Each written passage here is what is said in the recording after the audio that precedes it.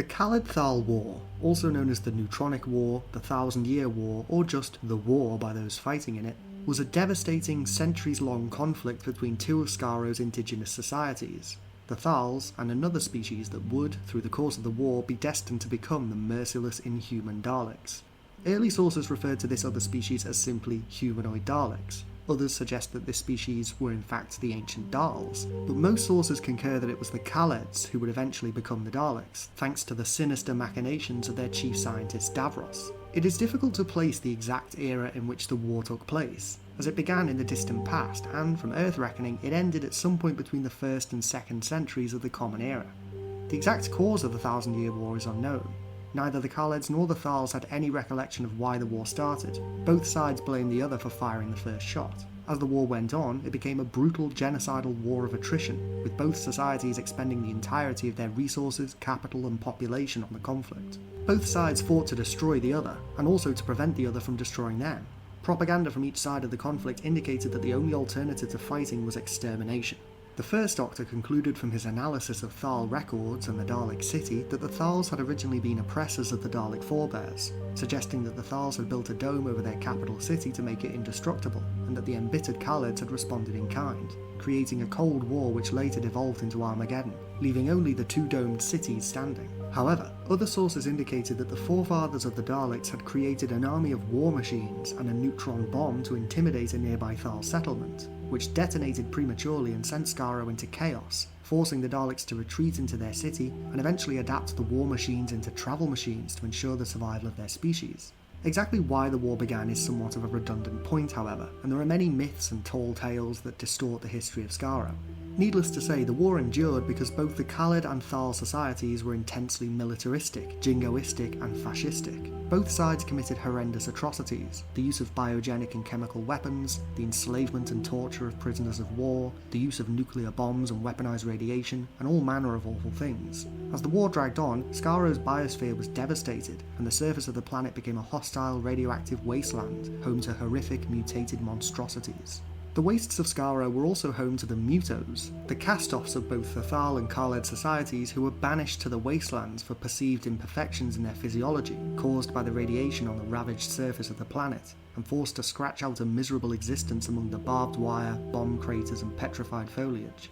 Conditions for the fighting soldiers on either side weren't much better, however, as their rations, morale and overall life expectancy were low, and as the war went on, both societies began to collapse and regress. A war that had once been fought with lasers and war machines eventually devolved into a war fought with biplanes, bows and arrows, bayonets, gas and minefields. Corpses were propped up in trenches to give the illusion that battlements were fully manned, and a shortage of men caused both sides to begin recruiting teenagers or even children to swell their ranks. Both sides eventually and independently reached the conclusion that the only way to win the war would be with a massive, unprecedented strike that would utterly annihilate the opposing side. The only alternative was mutual destruction. The Thals began diverting most of their resources to the construction of a massive rocket, which they hoped would end the war for good by obliterating the Kaled Dome. The Kaleds, on the other hand, were working on something far more sinister and deadly, the Dalek project. The Kaled's chief scientist, Davros, began construction of a new kind of war machine, one designed to house the eventual end result of the Kaled's continued existence on their ravaged homeworld. Davros's underling Shan had previously concluded that, if the Kaleds continued on this path, they would eventually become hideously mutated creatures, no longer humanoid, and she suggested the radical idea of harnessing this fate, rather than attempting to avoid it, influencing the mutations of their species so that they could survive in the wastes of Skaro by feeding on radiation. Shan was later killed by Davros, who seized her research, but at some point after finalising the designs for the initial Dalek prototype, he was injured by a Thal attack on his laboratory, forcing him to enhance his body with cybernetics, which in turn gave him a fresh wave of ideas to incorporate into his Dalek plan.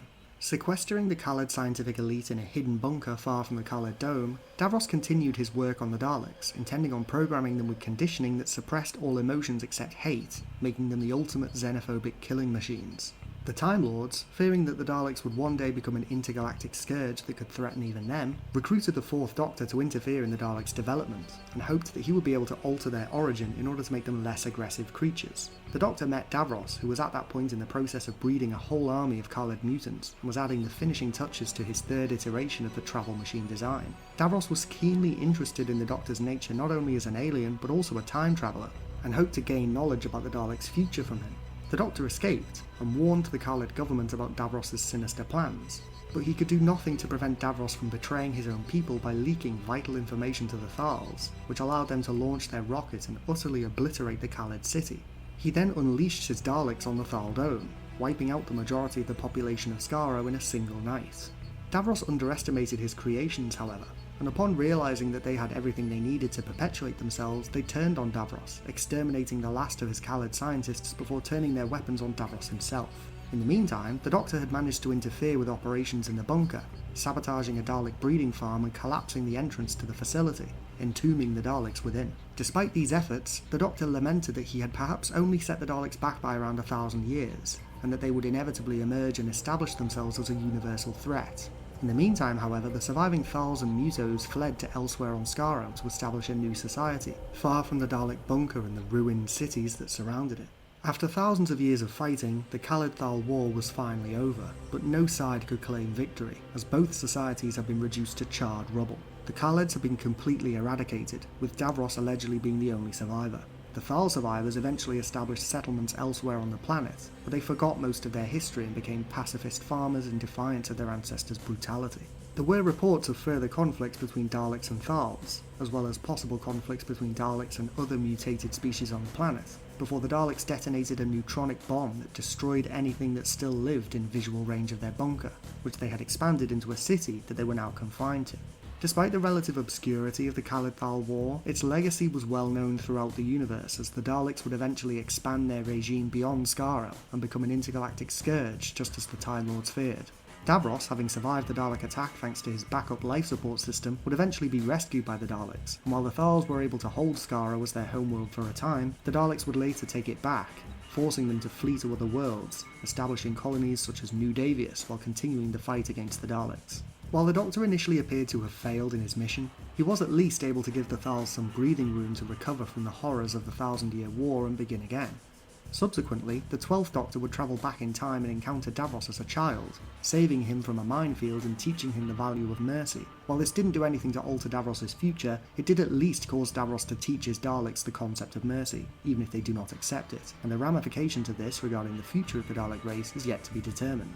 As it stands, however, the Kaled-Thal War is a testament to the futility of conflict, and a cautionary tale on the horrors of war. There are few examples in the history of the universe of wars that are more bloody or horrific than the 1,000-year war on Skaro, and to make matters worse, this apocalyptic genocidal conflict birthed one of the universe's most hateful, dangerous and evil creatures, the Daleks. What do you think of the 1,000-year war? Which version of the story of the war, from either the comics, 60s Doctor Who, 70s Doctor Who, New Who or Big Finish, do you consider to be the true account? Which Doctor Who stories that cover events of the war are your favourite? And do you think we will ever see a future Doctor Who TV story set during the events of the Kaled-Thal War? Let me know in the comments below. Don't forget to click below to subscribe to Dalek Bumps.